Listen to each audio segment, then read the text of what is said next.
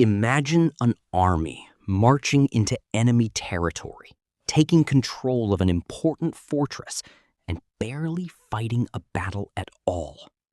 There is no massive assault, no battlefield covered with thousands of fallen soldiers, no long, bloody siege. Instead, something far more unusual happens. More than 2,000 American soldiers lay down their weapons and surrender to the enemy. And here's the strange part. The force standing against them was far smaller than the Americans believed. Summer 1812. The United States has entered a war with the British Empire. American commanders believe they can strike quickly into British-controlled Canada, and one of their most important targets is Detroit.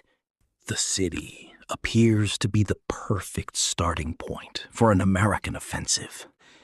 But the Americans don't know what is waiting for them, because Detroit is about to become the scene of one of the most humiliating defeats of the entire War of 1812.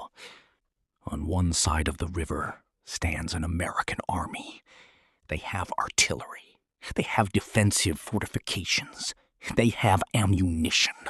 They have thousands of soldiers. On paper, everything appears to be under control. But on the other side of the river are the British, and they are not. He only needs to convince its commander that the army is about to be destroyed.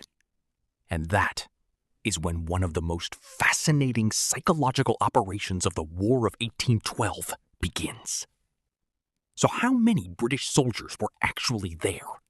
Why did American General William Hull decide to surrender?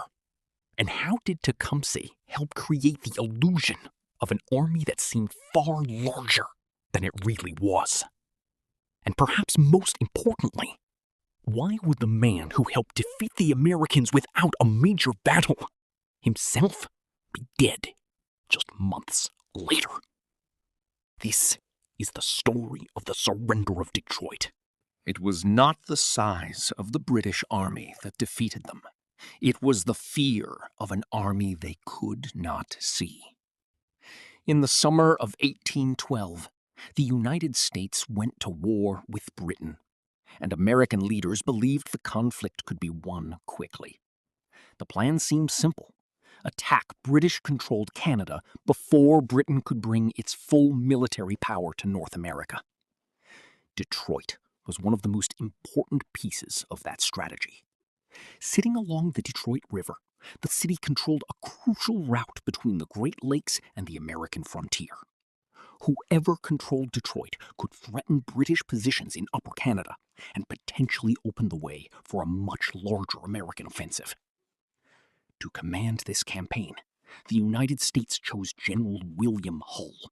Hull was an experienced officer and a veteran of the American Revolution. He had spent decades in public service, and the government believed that his experience made him a suitable commander for the difficult campaign ahead. But the situation Hull inherited was far more complicated than the plans on paper suggested. His army was made up largely of inexperienced troops, many of whom had little understanding of what they were about to face. The roads were poor, communications were slow. Every mile of distance made information less reliable, and every delay gave the enemy more time to prepare. Still, Hull moved toward Detroit with his army. When he arrived, he established his headquarters and began preparing for the campaign into Canada. From a distance, the American position looked strong. Detroit offered defensive advantages, the river created a natural barrier, and American artillery could cover important approaches. But there was one major problem. Hull did not know exactly what the British were doing. Across the river, British commanders were trying to determine the strength. Most of Britain's best troops were still needed on the European continent. But Brock understood something that could be more valuable than numbers. He understood the power of confidence.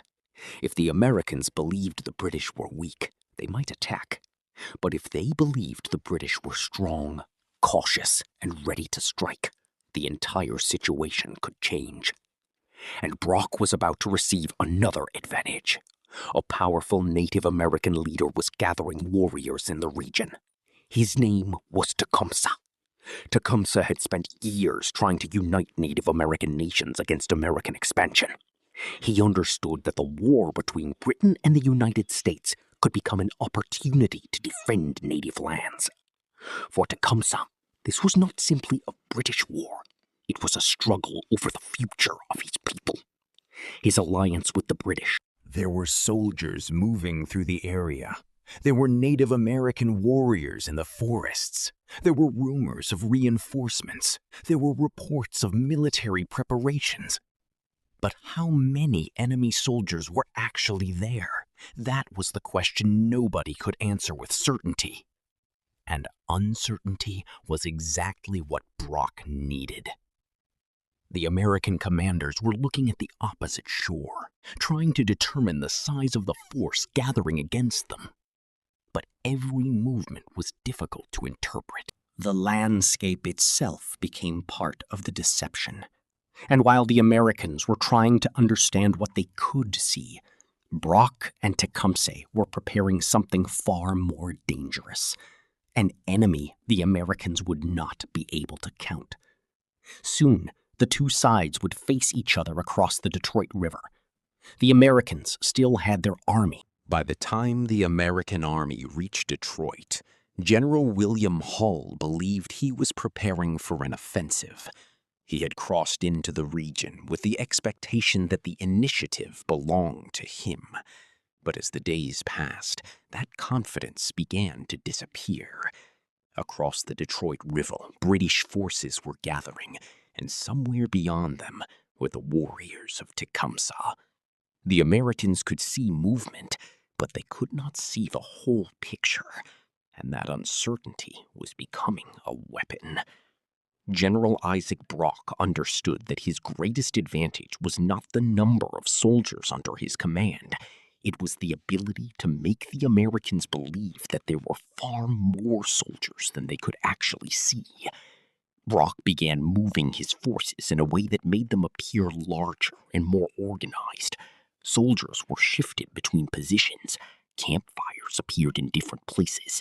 Troops could be seen at one location and then later appear somewhere. Tecumseh's warriors made the problem even worse. They knew the forests and the terrain far better than the American soldiers did. Small groups could move quietly through the trees, observe the American positions, and disappear before anyone could determine their strength. To the Americans, every movement became a question. Were there 100 warriors in the forest? 500? More? Nobody knew. And when soldiers do not know how many enemies are watching them, the imagination tends to fill the gap. Hull began receiving reports. What if the Americans were already being surrounded? These questions began to influence the way the situation was perceived inside the American command. And then there was another problem. Hull had communication difficulties with his forces and with American authorities farther away. Messages could take time to arrive. Orders could be delayed. Information could become outdated before it reached headquarters. In a modern war, a commander might receive updated intelligence within minutes.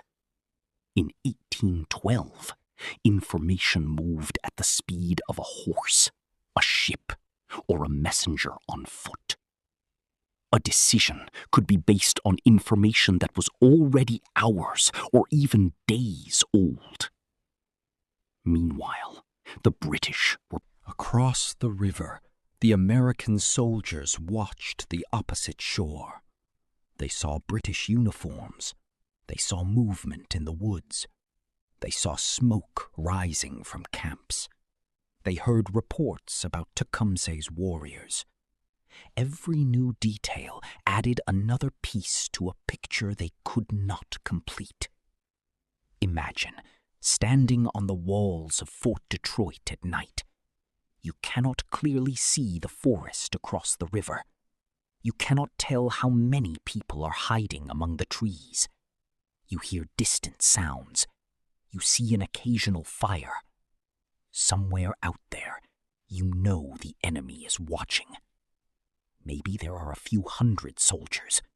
Maybe there are thousands. You simply do not know. And that uncertainty begins to wear down even experienced soldiers.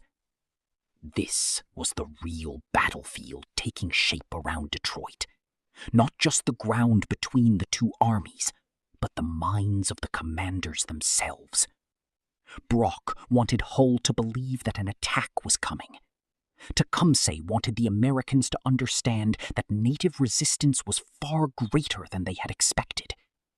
And Hull was trying to make a decision without knowing which pieces of information were true.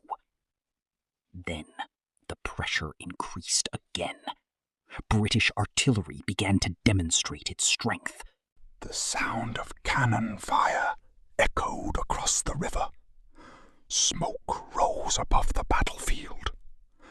American soldiers rushed to their defensive positions and prepared for the possibility of an attack. But the attack did not come. That was important, because every time the Americans prepared for battle and nothing happened, the tension increased. They were constantly waiting for the moment when the British would finally move. And while they waited, their commander had more time to imagine what might happen if the attack came. The trap was beginning to close. The British did not need to destroy the American defenses. They needed to convince the Americans that those defenses might not be enough. They did not need to show an enormous army. They only needed to make the American commander believe that an enormous army might be waiting just beyond the trees. And as the days passed, General William Hull was forced to confront a question that would eventually decide the fate of Detroit.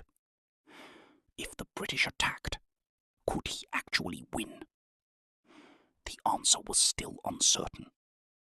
But soon, Hull would have to make a decision. And once that decision was made, there would be no easy way back. The situation inside Fort Detroit was becoming more difficult with every passing day. General William Hull still had a large force under his command, and the fort itself offered a strong defensive position. But numbers and walls could only provide confidence if the commander believed they were enough. Across the river, Isaac Brock was preparing to turn uncertainty into something much more powerful. He gathered the British regulars available to him and coordinated with Tecumseh and his warriors. The force was still limited. Brock knew that a direct assault against a well-defended American position could be extremely dangerous. He did not want to throw his men into a battle simply to prove that he was willing to fight. Instead, he wanted Hull to believe that the British had the advantage. The psychological pressure continued. British soldiers appeared along the river. Native American warriors moved through the surrounding forests. Fires were lit at night. From the American side, it was difficult to determine how many people were actually present. The forest became a curtain hiding the true size of the opposing force. Then Brock made a bold decision. He would cross the river and move against Detroit. It was a risky choice. If Hull decided to fight, Brock's smaller force could face serious trouble. But Brock believed the American commander was already under enormous pressure. He understood that the moment of uncertainty had arrived. As British troops began moving toward Detroit, the atmosphere inside the American fort changed. Soldiers prepared their weapons. Officers moved between positions. Orders were passed from one group to another. Everyone knew that a confrontation could be coming. But Hull had another problem. He was responsible not only for the soldiers inside the fort, but also for the civilians and families in the surrounding area. He had to consider what would happen if the British attacked and the fort became the center of a major battle. He had to think about the possibility of Native American warriors entering the town. He had to consider his supplies, his wounded, and the consequences of a prolonged siege. Every option carried a risk. Fight, and he could lose his army. Retreat, and he could be accused of abandoning his position. Surrender, and he could be condemned for giving up without a decisive battle. Brock understood this dilemma. And then he used another psychological weapon, the appearance of overwhelming strength. British troops were positioned where the Americans could see them. Tecumseh's warriors were also moving through the area. The message was clear. The British were ready. But the reality was more complicated. The British force was not nearly as large as the Americans might have imagined. The illusion depended on movement, timing, terrain, and uncertainty. It was a gamble. If Hull realized what was happening, the entire plan could collapse. But if he believed the reports coming to him, Brock could potentially win without having to fight a major battle. And that is exactly what began to happen.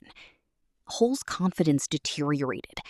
The American commander had to make a decision based on incomplete information. He did not know the exact strength of the British.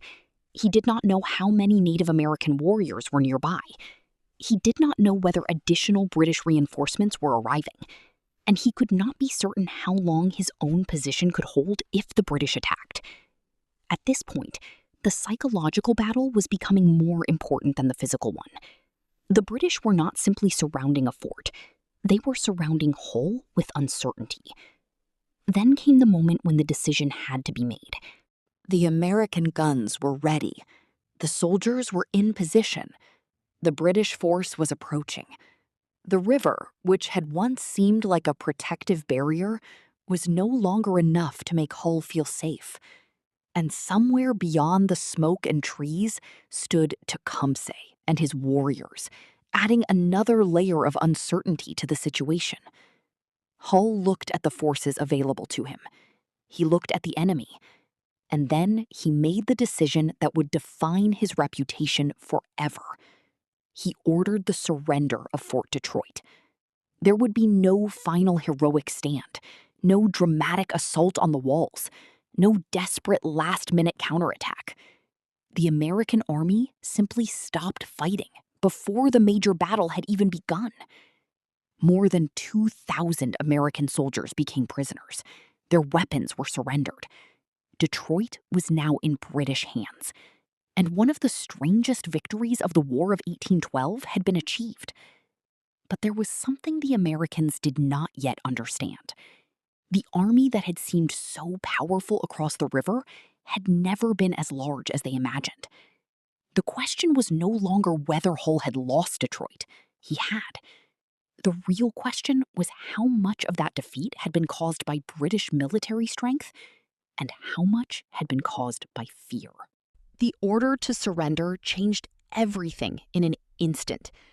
Inside Fort Detroit, American soldiers who had expected a battle were suddenly told to stop preparing for one. Muskets were lowered. Artillery crews stepped away from their guns. Officers began organizing the formal surrender. For many of the soldiers, the decision must have been difficult to understand. They still had weapons. They still had defensive positions. And they still greatly outnumbered the British force that had gathered around them. Yet the order had come from their commander. The white flag was raised above the fort, visible from across the Detroit River. British troops watched as the Americans began giving up their positions. The campaign that had begun with an American invasion of Canada had ended with the American army surrendering its own stronghold. More than 2,000 American soldiers were now prisoners. Their weapons, supplies, artillery, and military equipment fell into British hands. For Britain, it was an extraordinary victory. For the United States, it was a disaster. But the most remarkable part of the story was not the surrender itself. It was how little actual fighting had been required to achieve it. General Isaac Brock had taken a major American position without launching a full-scale assault. Tecumseh's presence had helped create enormous psychological pressure. And General William Hull had made the decision to surrender because he believed the risks of continuing the fight were too great. News of the surrender quickly spread through the American military and political leadership.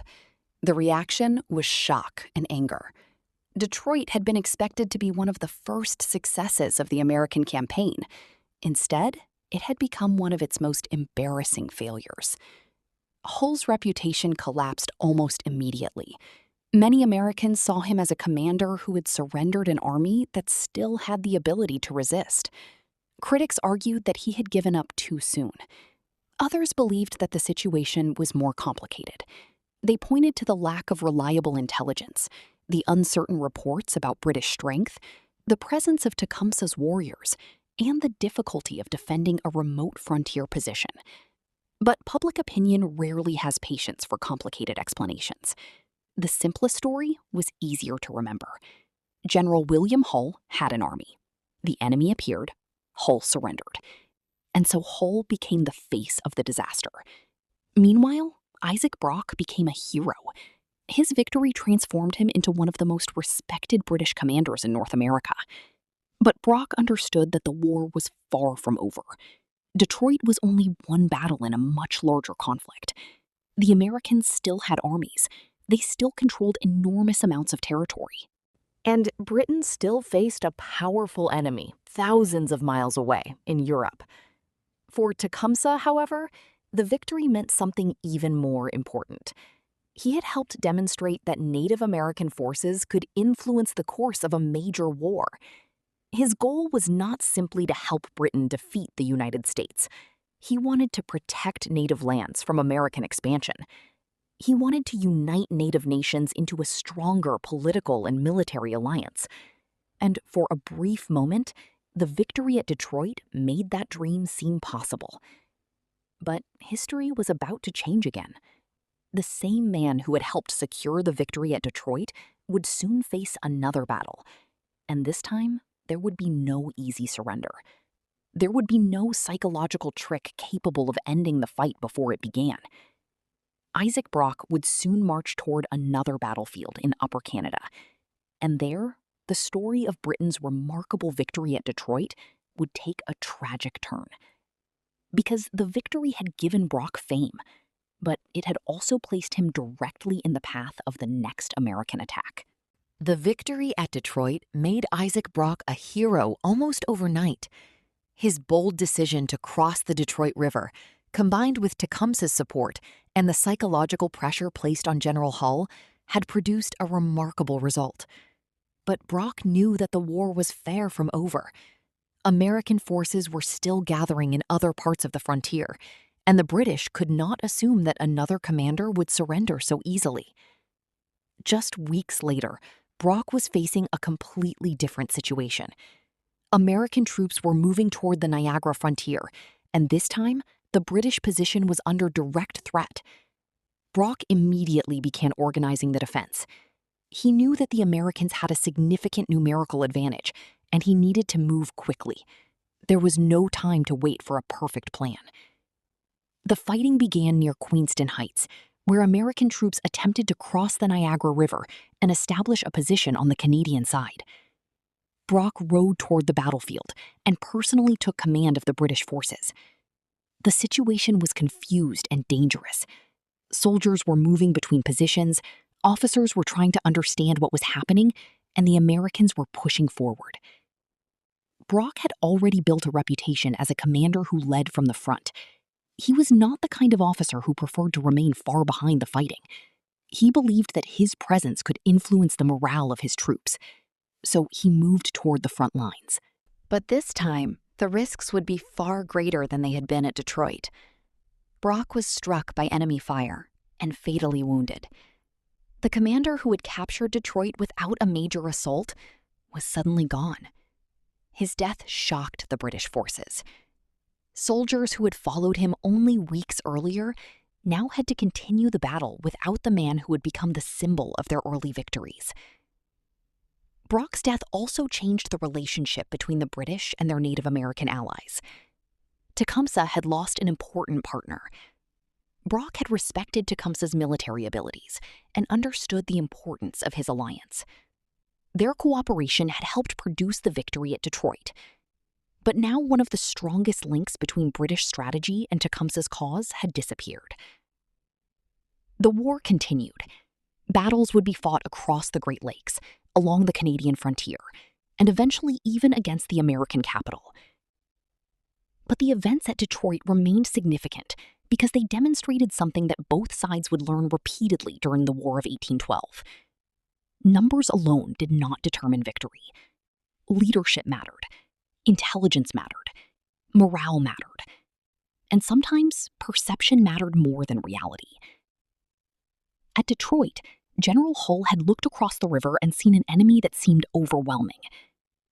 But the true strength of that force was much smaller than the image created in his mind. Tecumseh had contributed warriors, mobility, local knowledge, and psychological pressure. Brock had contributed confidence, aggressive leadership, and a willingness to take a calculated risk. Hull, meanwhile, faced an impossible-looking decision with incomplete information.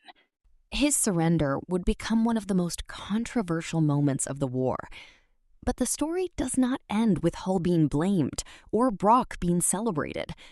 Because when historians look closer, the surrender of Detroit reveals something much more interesting. It shows how wars are often decided by what commanders believe is happening rather than what is actually happening. The soldiers inside Fort Detroit could see the British positions. They could hear the artillery. They knew Tecumseh's warriors were nearby, but they could not see the full picture. And when information is incomplete, fear can fill the gaps. That is what makes the surrender of Detroit so fascinating. The American army was not simply defeated by an army standing outside the walls.